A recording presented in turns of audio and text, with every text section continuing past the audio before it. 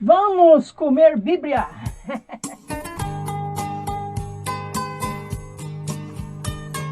Muitas dicas secretas pra você, tá bom?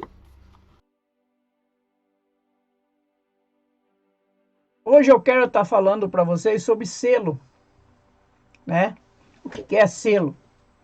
Para mim, eu escrevi muita carta e na carta vinha aquele selo, selando a carta, né? Então, o livro de Daniel também fala, né, que Daniel tinha que selar. Daniel tinha que selar aquele livro porque era para o tempo do fim. Mas lá em Apocalipse aparece o 7 selo. E quem poderia desatar os selos? Apareceu Jesus, que era o único que poderia desatar os selos, né? Mas eu quero estar falando para vocês sobre o selo de Deus e o selo o oposto, né? Os dois selos. Eu quero estar falando sobre esses dois selos. Aqui começa a separação dos cabritos e das ovelhas. A separação da cabrito e das ovelhas. O texto base que nós vamos usar é Apocalipse. Apocalipse, capítulo 7, e versículo do 1 ao 17. Nesse trecho, nós vamos questionar: ninguém é dono da verdade.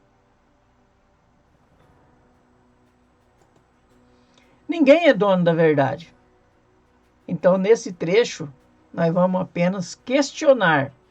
Então, eu estou aprendendo. Tenho mais de 40 anos de pesquisa, mais de 40 anos que eu pesquiso. Sempre gostei de conhecimentos. Fico feliz quando eu consigo aprender alguma coisa. Eu fico feliz com isso, tá? Então, sabe que, como diz o meu cunhado, vamos e venhamos. Muitas vezes você acaba pensando uma coisa, depois você, no mesmo trecho que você lê, você pensa outro. E é assim que as coisas acontecem, né? Versículo 1. Depois disto. Depois do quê? Né? Depois de alguma coisa. Depois disto, vi 4 anjos.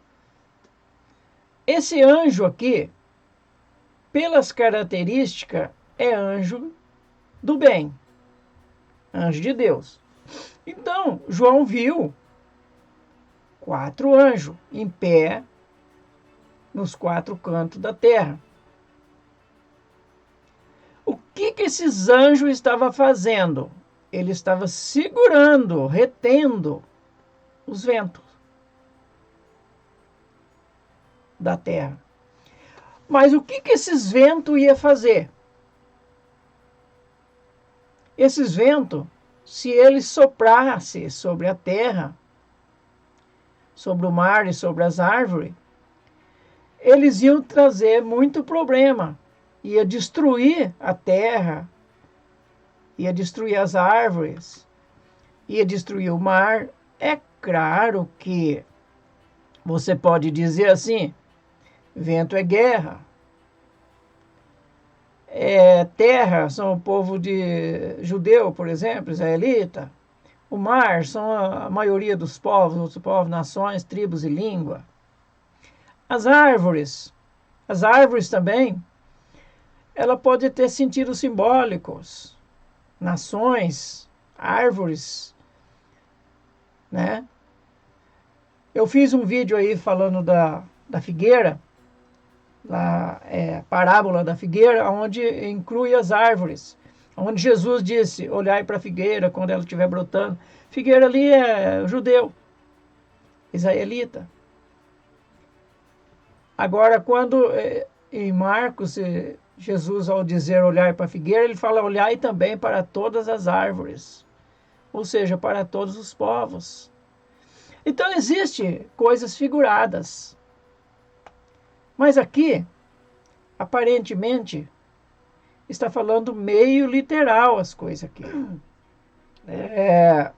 A ideia aqui é falar dos selos. Vamos falar dos selos, então. E deixar as outras coisas para um outro vídeo. E vi outro anjo, além dos 4. Que esse outro subiu do lado do sol nascente. Ele tendo ele o selo de Deus. Então esse 5º anjo, ele tinha o selo de Deus. Ou seja, um carimbo. Um carimbo de... Porque o selo dos reis era colocado no seu anel, né? Colocado no anel, e alguém pegava aquele anel e selava o documento. Selava o documento. Agora, esse 5º anjo, ele tinha de Deus esse anel, vamos dizer, o anel de Deus, né? Vamos dizer assim, o anel. Um carimbo, sei lá. Então, esse 5º anjo, ele gritou para os outros 4 anjos, e clamou com grande voz aos 4 anjos que foram dados. Esses 4 anjos tinham sido dado o poder para eles danificar a terra e o mar. Então, os 4 anjos tinham uma missão também. Esses 4 anjos tinham uma missão, do versículo 1. E esse 5º anjo tinha uma outra missão. A missão desse 5º anjo era selar o povo de Deus. Selar os escolhidos. Enquanto os outros 4 tinham uma outra missão, que era destruir. Então esse anjo, dizendo, não danifique a terra, nem o mar, nem as árvores, até que selemos. Até que selemos. Esse 5º anjo também não estava sozinho. Estava com mais alguém. Até que selemos na sua fronte o servo do nosso Deus. Os servos do nosso Deus. Então esse 5º anjo, ele tinha em sua mão o selo de Deus e ia selar os escolhidos. Deus prometeu a Noé, conferimos o que Deus prometeu a Noé, em Gênesis 8, 22. Enquanto a terra durar, não deixará de haver sementeira e ceifa, frio e calor, verão, inverno, dia e noite. Então Deus prometeu que a terra, falou para Noé, não vai ser destruída a terra. A terra não vai ser castigada. Não vai cair uma destruição sobre a terra mais. Porque enquanto durar aí a sementeira, enquanto estiver plantando e colhendo, tiver frio, tiver calor, tiver inverno, tiver verão, outono e tal, enquanto tiver essas estações, tiver tudo isso, tudo vai continuar assim, aparentemente normal. Não vai ter problema, tá? Então Jesus disse que tinha ainda ovelhas que ele tinha que agregar. Falou, tem muitas ovelhas por aí que não são desse aprisco, que não são dos povos judeus, não são do povo de Israel, mas convém agregá-las a ela, que são os gentis. No nosso caso, pode ser talvez, se nós não somos judeus, não somos israelitas, nós somos gentios. Então nós fazemos parte dessas ovelhas que tinha que se agregar. Bom, depois de definir tudo aí, depois que tudo tiver definido, aí vai começar a cair a ira de Deus, vai ser derramada as taças. Aqui faltou letra, engoliu letra aqui, tá? Sobre a terra. Então, nós vemos que esses dias, esses momentos dessas taças ser derramadas, as taças da ira de Deus ser derramadas sobre a terra, isso está prestes a acontecer. Isso está perto de acontecer. As taças de Deus ser derramado, da ira de Deus. Mas para isso acontecer, primeiro tem que haver uma definição. Não sei se você está me entendendo. Vai haver uma definição. Quem vai estar do lado de Deus e quem vai estar do lado oposto. Vai haver agora um selecionamento profundo para saber quem é quem, como diz um amigo meu, na ordem do dia. Quem é quem? De que lado você está? Você está do lado do bem, da naturalidade de Deus, do patriotismo, ou você está do lado de Satanás, de tudo aquilo que é oposto a Deus? Você está do lado do anticristo ou do lado de Cristo? De que lado você está? Agora, nós estamos chegando nos dias que você vai ter que tomar uma decisão. Quem é você? Quem é nós? Quem sou eu? Está chegando o momento de nós tomar essa decisão.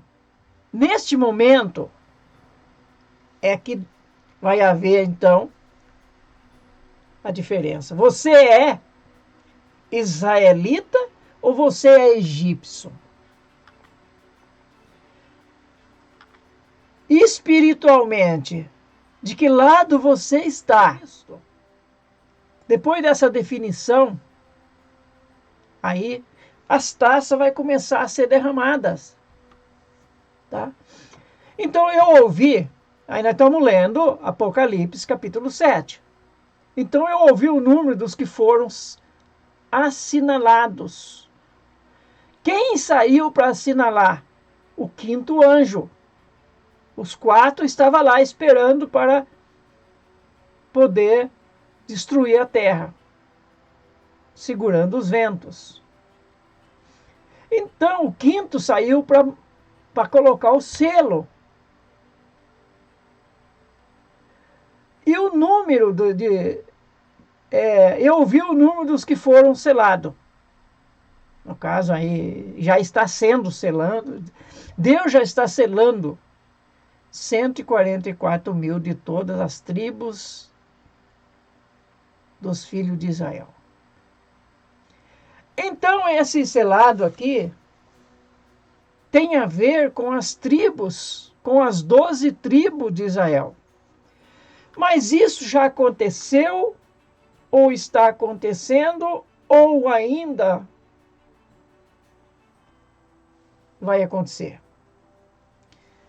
Eu não sou dono da verdade. Eu estou perguntando. Eu estou também buscando definição para entender as coisas. Quem iria selar? O quinto anjo. Então aqui, vai dizer da tribo de Judá, 12 mil, de cada uma das tribos, 12 mil. De cada uma das tribos, 12 mil. Então o versículo 6, o versículo 7, até o versículo 8 vai estar falando que de cada tribo iria selar 12 mil. Eu não sei que tribo você vai pertencer. Que seria um total de 144 mil. Certo? E como eu escrevi aqui, eu não sei se isso aconteceu realmente. Eu tenho ouvido dizer, eu já ouvi pessoas dizer que isso já aconteceu nos tempos de Cristo, um pouquinho mais. Mas eu ainda não tenho uma definição completa. Mas sei que estes serão os escolhidos, os primeiros escolhidos.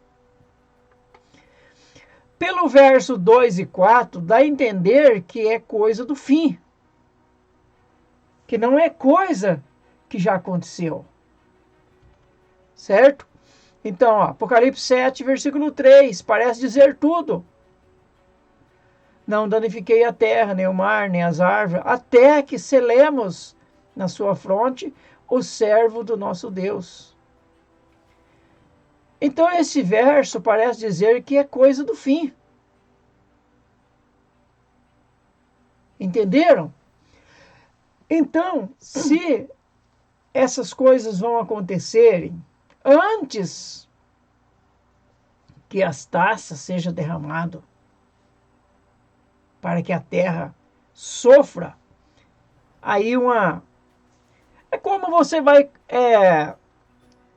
digamos, você vai aí fazer uma reforma na sua casa. O que você faz? Você tira, estou falando literalmente, você tira de dentro da sua casa tudo aquilo que é bom, tudo aquilo que vai atrapalhar a reforma, certo? Você tira, coloca num lugar separado aquilo que vai atrapalhar a reforma. O resto, se tiver uma mesa velha lá, uma cadeira velha, que você não importa mais com ela, você derruba tudo, derruba o telhado em cima, derruba a parede, suja, que aconteça o que acontecer.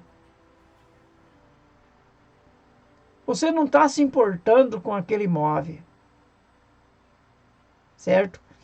Mas se tem algo que vai atrapalhar, você arranca, joga fora, põe no carcareco, consome. Então, quando você olha para Mateus 19, versículo 28, quando você olha para Atos 3, 21, você vai notar que vai haver uma reforma. Aliás, não uma reforma, uma regeneração, algo maior do que uma reforma, algo muito mais que uma reforma nessa terra. E a Bíblia diz que Deus vai tirar, vai destruir o que destrói a terra. Deus promete colher primeiro o joio, tirar o joio, botar o joio fora, para não atrapalhar a reforma. E vai pegar o trigo também e vai juntar no celeiro. Aí, a casa está desocupada, prontinha para ser reformada, ou seja, regenerada. Entendeu? Prontinha para ser regenerada. Então, é claro que também estou perguntando. Eu não tenho uma definição completa. Por quê? Eu não tenho uma definição completa. Eu não sou dono da verdade. Tá? Mas é apenas um questionamento.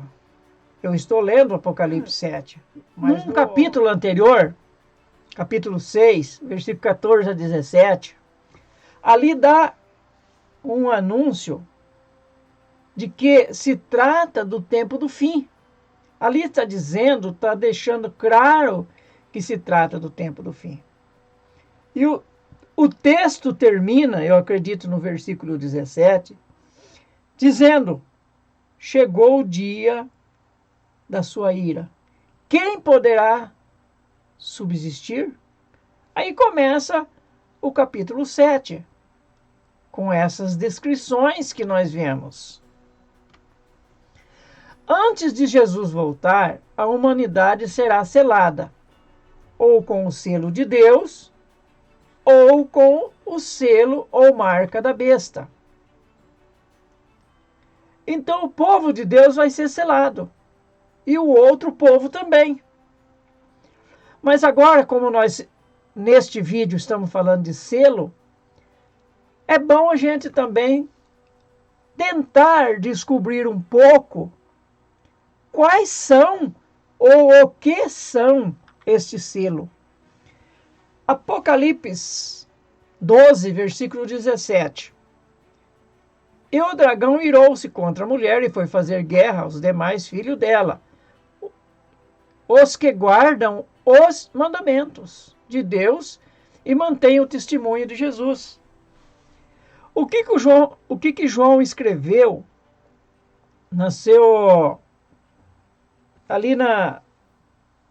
João escreveu nas suas cartas que aquele que não confessa que Jesus é filho de Deus, não confessa Deus e não confessa Jesus, esse é anticristo. Então, aqui o dragão, que hoje o dragão, quando você fala em dragão, você logo pensa na China, né? No comunismo, pensa na China, né? No regime comunista. Porque lá é o símbolo do dragão vermelho, né? Cuspindo fogo. Mas então o dragão do capítulo 12, ele saiu para fazer guerra contra os demais filhos da mulher. Mas quais são esses filhos? Os que guardam os mandamentos de Deus. E aqueles que reconhecem, aqueles que é testemunha de Jesus. Jesus diz: e sereis minhas testemunhas. Aqui em Jerusalém, na Judéia, Samaria, até os confins da terra. Então, na verdade, aqui está falando quem que o dragão está tentando acabar com eles. Aqueles que guardam os mandamentos e aqueles que têm fé, os cristãos. Aqui está a perseverança do santo. Apocalipse 14, 12. Aqui está a perseverança dos santos, aqueles que guardam os mandamentos de Deus e a fé em Jesus. Aquele que guarda os mandamentos e a fé em Jesus. É contra estes que o dragão está revoltado. Isaías, capítulo 8, versículo 16. Ali diz assim, ó: ata o testemunho, cele a lei entre os meus discípulos. Como é interessante isso. Hebreus 8, versículo 10. Ora, este é o pacto que farei com a casa de Israel. Depois daqueles dias, diz o Senhor, porei as minhas leis. Vai apanhar as leis aonde? No seu entendimento. Em seu coração as escreverei. E serei o seu Deus e eles serão meu povo. Deus não tem dois povos, Deus tem apenas um povo. Seja estes gentios ou não, igreja ou não, israelita ou não. Deus tem um povo, apenas um povo. Deus não tem dois povos. E este povo são aqueles que guardam os mandamentos e a fé em Jesus. Se você tem a fé em Jesus, mas não guarda os mandamentos, você está desclassificado. Deuteronômio 6, versículo 4 a 8. Ouve, ó Israel, o Senhor nosso Deus é o único Senhor, não há outro. Amarás, pois, o Senhor teu Deus de todo o teu coração, de toda a tua alma e de toda a tua força. E estas palavras que hoje te ordeno estarão no teu coração.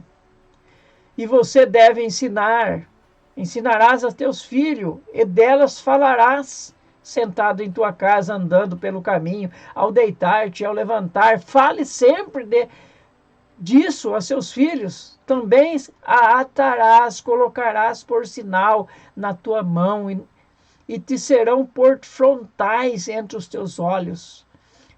Haja, faça, demonstre com as suas atitudes, e falem que isso esteja dia e noite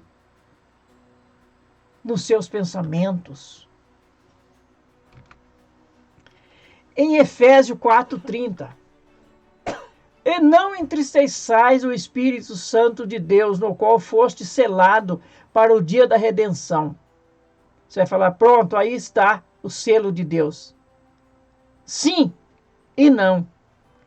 É claro que, se não for batizado com o Espírito Santo, não tem como ter o selo de Deus.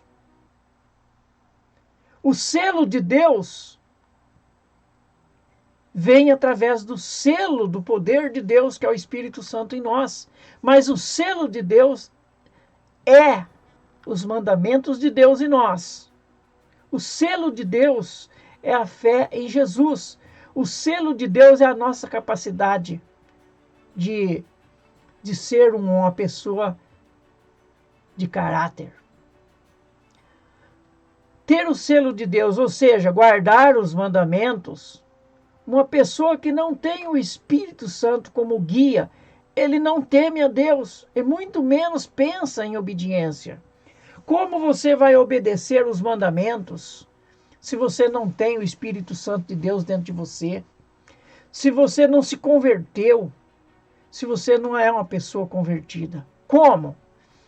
Quem deve guardar os mandamentos? Só o judeu ou todos? Eclesiastes 12:13. Este é o fim do discurso do sábio. Tudo que foi ouvido, teme a Deus e guarda os seus mandamentos, porque isso é todo o dever do homem. Se você é homem, se você diz ser homem, se você diz ser pessoas de Deus, então você se enquadra na obediência. E a obediência dos mandamentos. E se você é um crente, você se enquadra na crença, na fé em Jesus. Se você faz parte ou deseja fazer parte, deve se enquadrar nisso. Um convite em Apocalipse 14:7, dizendo, Apocalipse 14:7, dizendo, com grande voz, temei a Deus e dai-lhe glória. Temei a Deus e dai-lhe glória, porque é chegada a hora do seu juízo. E adorai aquele que fez o céu e a terra, e o mar e as fontes das águas. Isso é um grande convite. O aceita? Se você aceitar esse convite, obedecer os mandamentos, você vai estar do lado certo. Você vai estar do lado certo. Se você rejeitar, não guardar os mandamentos, não crer em Jesus, sinto muito, mas você vai estar do outro lado, o lado oposto ao lado de Deus. Vai estar ao lado oposto ao lado de Deus. Então estamos nos dias da separação. O cabrito vai ficar para a esquerda. As ovelhas para a direita. Não é assim que você conhece a história de Mateus? Que Jesus vai separar, fazer uma separação. Esquerda e direita. Isso te diz alguma coisa? Te faz lembrar alguma coisa? Esquerda e direita? Hoje no mundo político, por exemplo? Isso te faz lembrar alguma coisa? Mateus 25:33. E porá as ovelhas à sua direita, mas os cabritos à sua esquerda. É por isso que Jesus disse que não passará nada dos escritos sem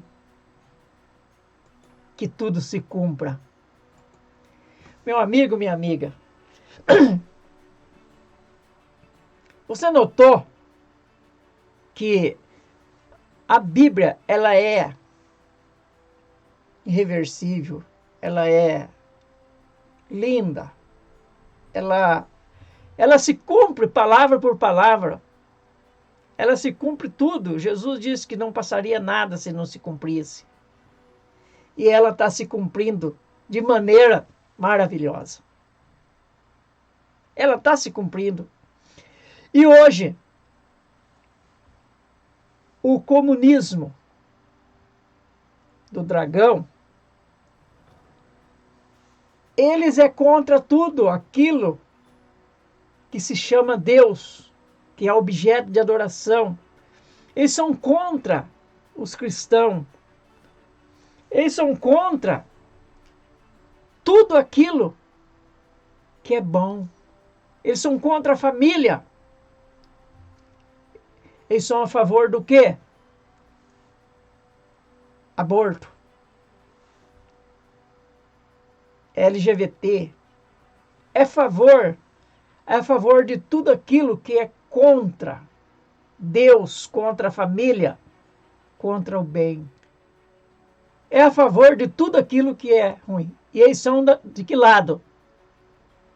Da esquerda. Quem é da direita? Aqueles que são patriotas.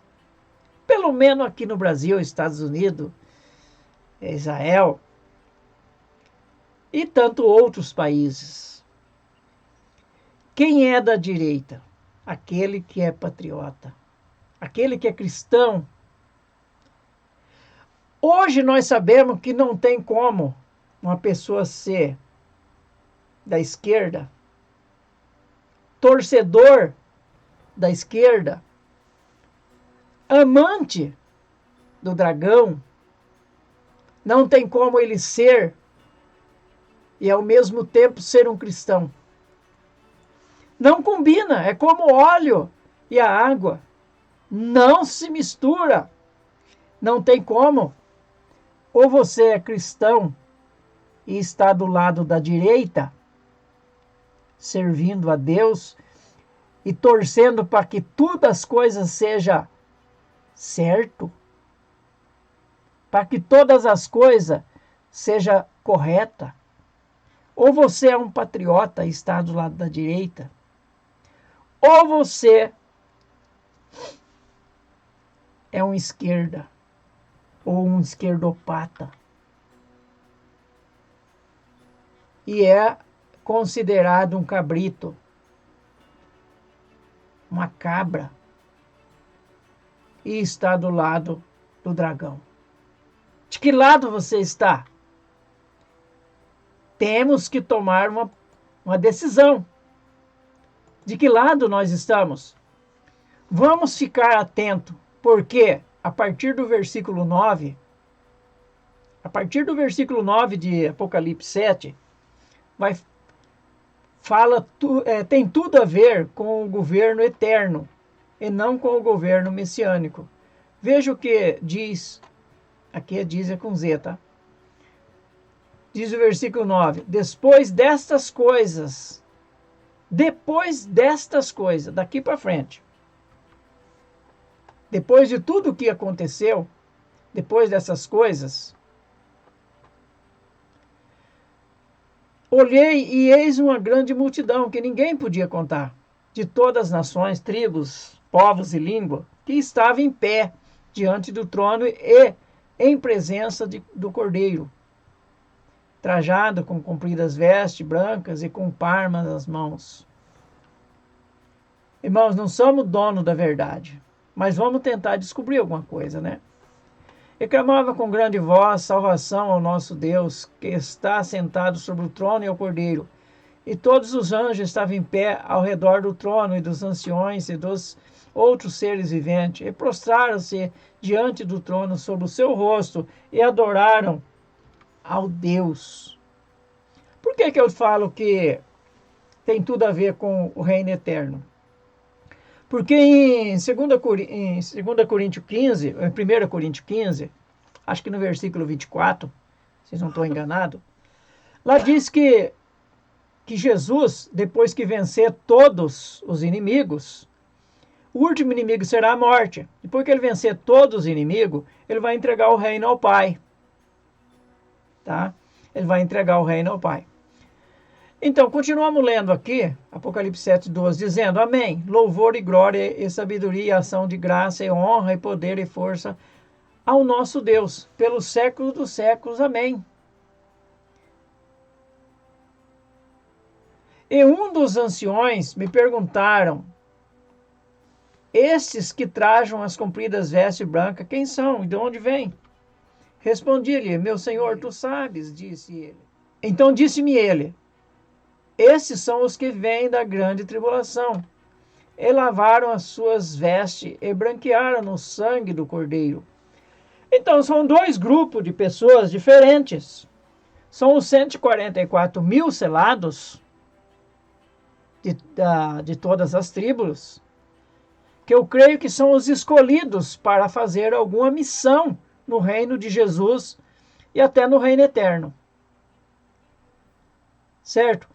E depois tem uma grande multidão. Entendeu?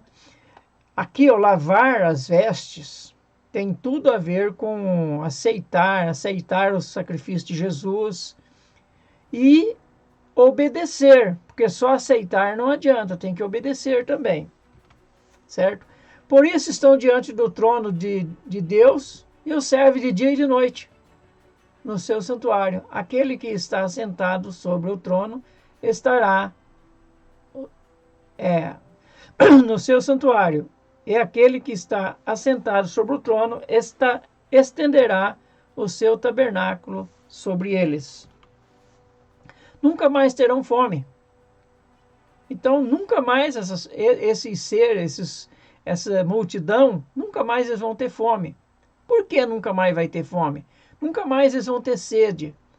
Nem cairá sobre ele o sol, nem calor algum.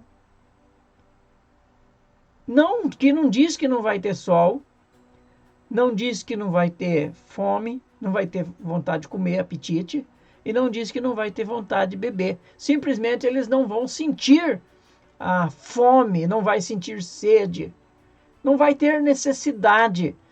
E nem o sol vai molestar também. Por quê? Porque o Cordeiro, que é Jesus, que está no meio, diante do trono, está diante do trono. O trono de Deus, nesse caso. Os apacentará e os conduzirá às fontes das águas da vida. E Deus lhe enxugará dos seus olhos todas as lágrimas. Vamos ver aqui que Isaías confirma isso. Isaías 25:8. Aniquilará a morte para sempre. Olha que a morte já não vai existir mais. Para sempre. E assim, a partir de então, que a morte não existir mais, depois que o reino foi entregado ao Pai, o Senhor Deus o vai enxugar. Assim enxugará o Senhor Deus, o Pai vai enxugar as lágrimas de todos os rostos. E tirará de toda a terra o opróbrio. As pessoas não vão mais ser escravos, não vai mais ter sofrimento do seu povo. A pessoa não vai ser mais escravo de ninguém, porque o Senhor disse. E quando o Senhor diz, Ele faz. Apocalipse 21:4. Ele enxugará dos seus olhos toda lágrima, e não haverá mais morte, porque a morte já não existe mais. Nem haverá mais pranto, não existirá mais sofrimento, nem lamento, nem dor, porque já as primeiras coisas são passadas. Meu questionamento agora. Os selados são os escolhidos, e a grande multidão os que participarão da grande tribulação. Essa grande tribulação, meu amigo, minha amiga, eu tenho um vídeo aí, se eu lembrar, eu vou deixar aqui na descrição, aqui abaixo. Essa grande tribulação, ela não vai começar. Essa grande tribulação começou lá atrás. Jesus falou que a grande tribulação ia acontecer. Mateus 24, 21. Jesus diz que até agora nunca houve uma tribulação como esta, nem haverá. Então, quando Jesus disse até agora, vocês vão notar que no ano 70, muitas pessoas, mesmo antes, muitos cristãos foram jogados para os leões. Muitos foram jogados, no caso João foi jogado dentro de um tambor de óleo fervendo. Outros foram encerrados por meio, crucificado. Pedro diz que foi crucificado de cabeça para baixo. A Bíblia não diz, mas os historiadores dizem. Outros cerrados pelo meio. Muitas pessoas foram mortas. Muitos tiveram que perder tudo. Então, não foi só o ano 70. O tempo inteiro foi perseguido. Foi uma perseguição ferrenha contra os cristãos, contra os judeus, os antissemitas. Para vocês terem, hoje, até hoje, eles são perseguidos. O antissemitismo contra os judeus continua, contra os cristãos também, até contra os muçulmanos. Então hoje está acontecendo coisas terríveis ainda. Mas vocês podem imaginar, nos fornos de Hitler, milhares e milhares de esqueletos, pessoas que estavam só de couro e osso, foram mortos no forno de Hitler. Meus irmãos, amigos e amigas, coisas terríveis. Mas Deus é fiel. Ele promete enxugar as lágrimas do rosto de cada um. Ele promete vida eterna. Eu acredito que existe o plano B e o plano A. Os 144 mil poderão, ou mais alguém, poderão fazer parte do plano A. Ser transformado e subir ao encontro de Jesus. E esses escolhidos que o anjo de Deus vai, quando Jesus chegar, os anjos vai sair e vai ajuntar. Estes escolhidos poderão fazer parte de um número importante. Eu chamo de plano A. E aqueles que não alcançar isso, mas continuar na terra,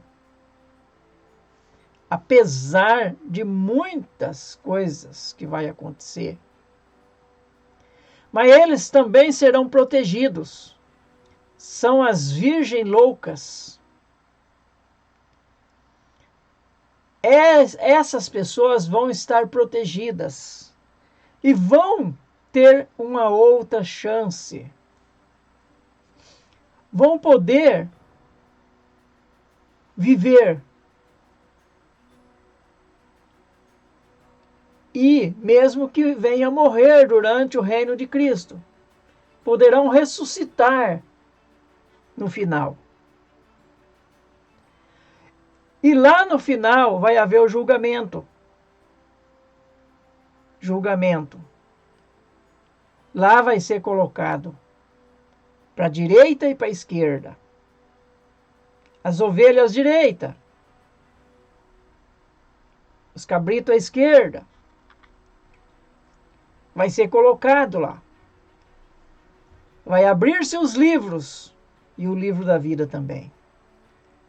E cada um vai ser julgado segundo as suas obras, preste atenção em uma coisa, vai ser julgado. Só vai ser condenado aqueles que forem condenados nesse julgamento. Porque se fosse para condenar todos, não haveria precisão nenhuma de julgamento. Se vai haver julgamento, é porque vai haver condenados e absorvido. É, isso. Vai haver na balança, vai haver os salvos e os perdidos. Senão não precisaria de julgamento. É muito importante isso, né? Então, meu amigo, minha amiga, que Deus o abençoe, tá? E deixa aí o seu joinha. Se você gostou desse estudo,